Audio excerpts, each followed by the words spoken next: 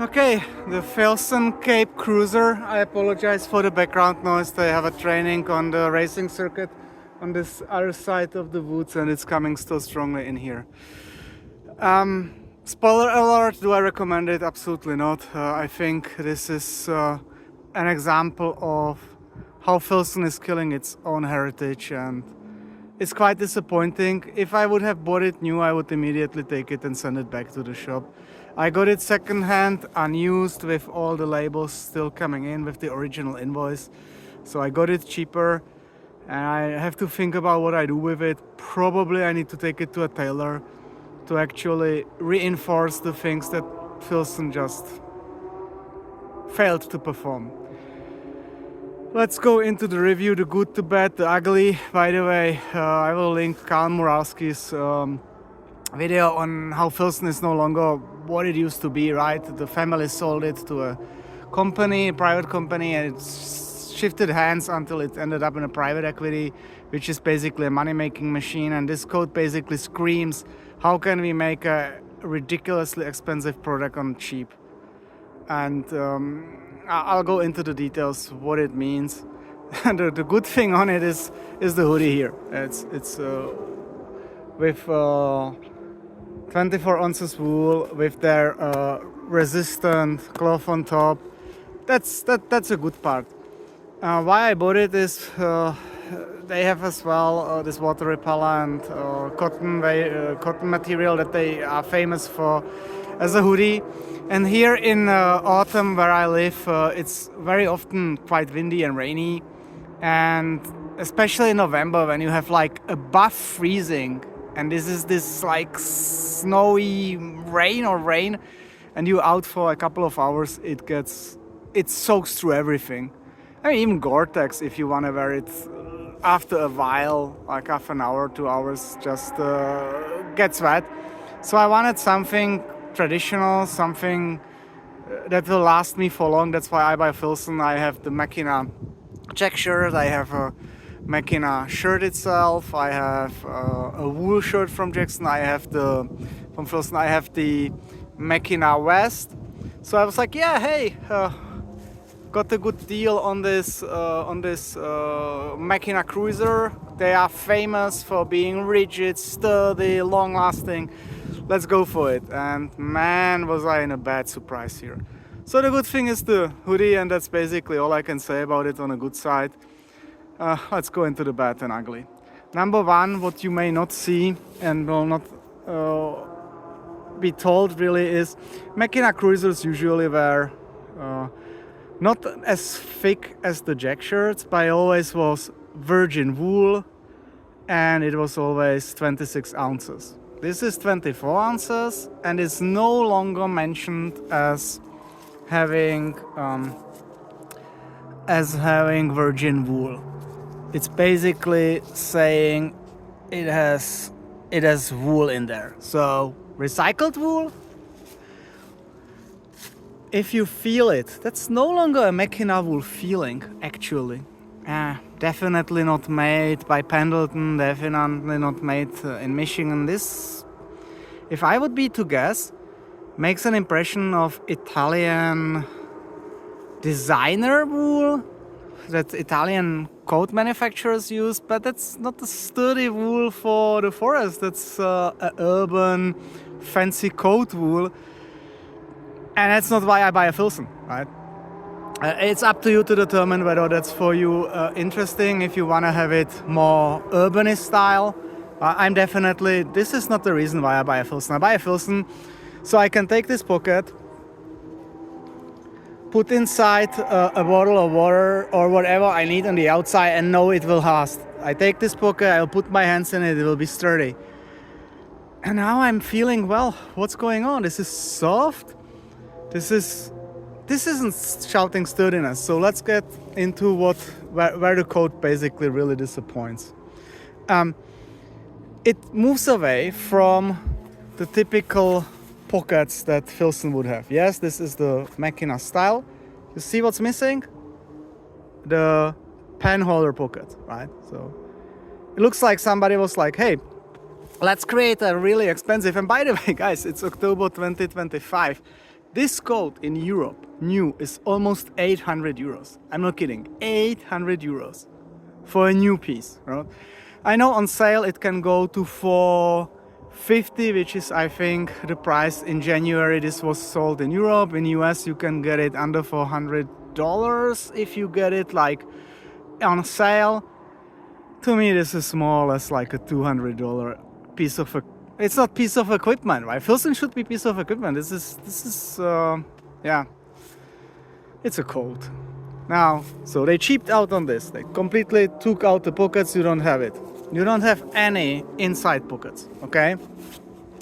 Which is really bad, especially in modern times, because yeah, now where you put your cell phone, if you put it into the pocket here, it's so softy, it's so flimsy, you know. Then you close it up, but you will be, say, 2 hours in a rainy situation. The rain will soak into the wool. Even if you have a water-resistant phone, if it stays, and we tested it, we were sailing, my friend took a phone, he was like, yeah, I have it IT 68 certified, he had it on him. His vest got wet, and through the hours, his phone died, right? So there is nowhere safe to put the phone to really protect it. Number one, if you're in a winter outside, you want the battery of the phone to be as close to the body, because with as it gets cold, it basically the battery isn't performing anymore. So you want it from the inside. So cheaping out, there is no inside pocket at all. Why? Then the thing where you can put your phone, I mean, it fits, right? But I don't have the newest one, but from a size, I already overreach this area here, and I don't have the biggest phone ever, right? So yeah, I mean, you can put the phone in there, it will stay there, but not really comfortable. Then they took away the outside pockets, right? So why? I actually use that. I have a notebook, a paper notebook in here, and I use the pens. Gone. And now to the biggest disappointment, and that's something where you maybe not see it at first glance. If you're familiar with Filson products, like for example the MACKINAW vest that I have, the upper pocket and the lower pocket are one piece of wool that's sewed on the wool itself, and it's sturdier. This is like really soft. I'm really worried if I put something in, it starts to tear the wool. And you know, I mean, being worried with a Filson that you would tear it, that's just not why you buy it. And it's already happening. So what they did, because it's not one piece, then your whole pocket is connected, sewed in here from the other side. Right? And if you really analyze it, this is no longer the sturdy style of stitching. Here is completely visible, right? This is no longer the sturdy style of stitching that Filson was famous for. This is more or less like designer, you know. If you would take a screenshot of the pocket and tell me, yeah, this is another brand, you know, some fancy design brand, I would like, yeah, obviously the buttons would scream Filson, but outside of that, yeah. So what's the downside? I will show you what's the downside. Keep in mind, this was bought in January and basically not worn. And you can see already, it's getting loose here, right? And that's, I mean, come on guys, this is, you know how it's already separating? And it's worn a few times only. Now the downside why this happens is when you put your hands inside the warmer pocket, I will show it in here, your hand weighs something and it basically tears down. And because this is not one piece like they did on the old MACKINAW cruisers or like they did on the vest that I have, the attachment points like here and here became your points of failure. So you have a not very thorough stitching on a not very sturdy woolen material. And what do you think will happen here and here? It will break. It's completely easy. That's just a matter of time. This is no longer a coat that you buy to give somebody to inherit. This is a coat that I'm even worried if I take it out for getting some lumber, that I will just tear apart the wool. I mean, just, you know, draw your own conclusion if this is something that you are willing to accept. I definitely don't think a European price of 800 euros is justified. I don't think a 400 euro price is justified. I don't think a $400 price is justified. And mainly I'm very disappointed because I have Filson items. If you go through my drawer, you mostly find Filson in there, right? Because I like the sturdiness, I like the heritage, and I'm sick of buying synthetic materials that after a couple of years just break and then buy it new. And you know, synthetics can be expensive as well depending on the brand. So I was like, yeah, let's get a nice coat. But I must say, Karl Morawski is right.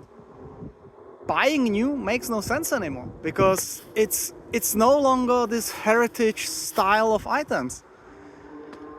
Like I say, I'm pretty disappointed. Obviously, I don't recommend it for the reasons that I mentioned here. And that's not all. Like, guys, like, look at this.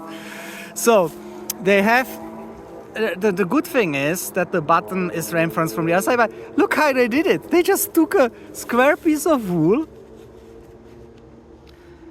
and they put it on there.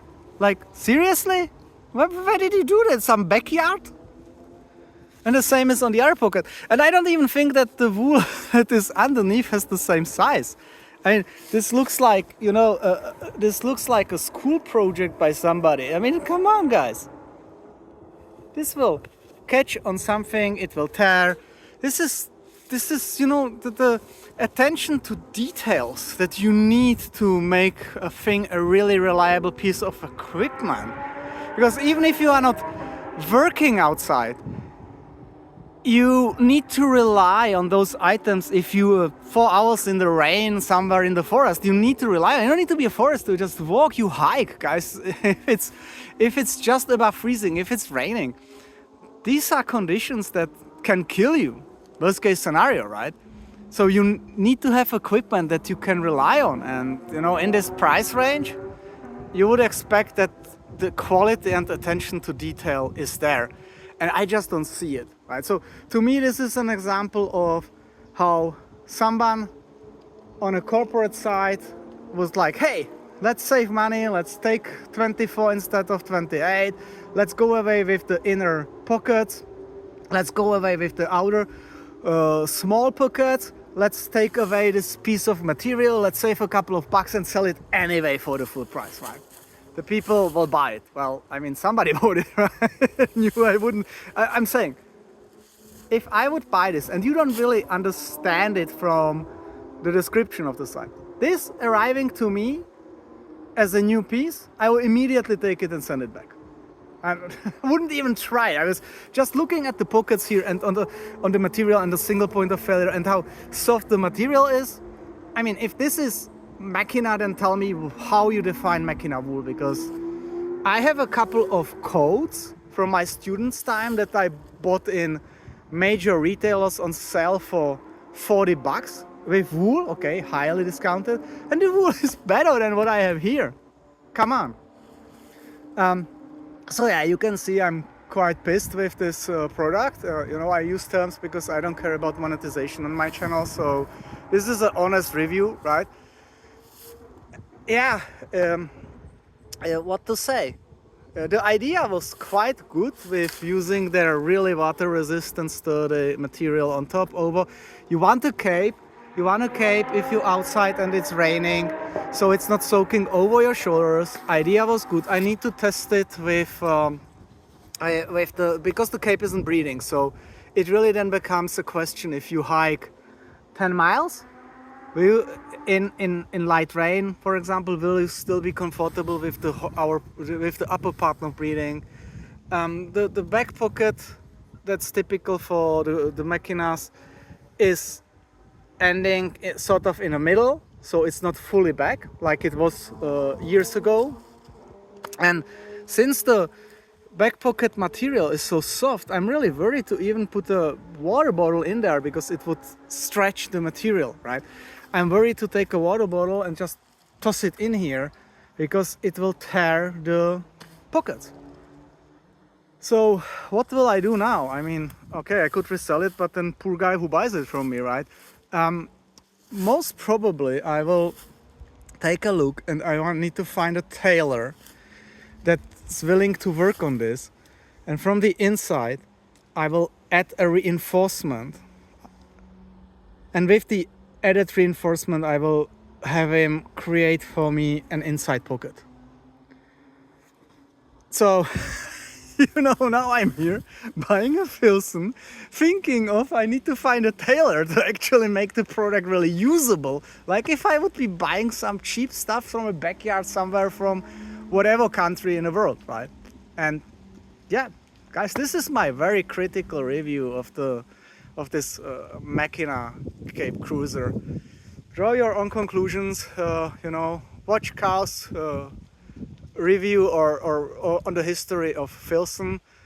And for me, this means, guys, I'll go second hand for the cruisers. I want the double MACKINAW. Definitely will need to buy some from 20 years ago at least.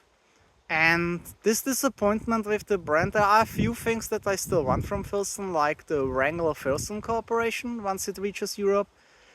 But if you know about any other companies that still do wool, high quality, 100% virgin wool items that are really pieces of equipment on heritage, let me know, because I'm looking for something else. All right, thank you.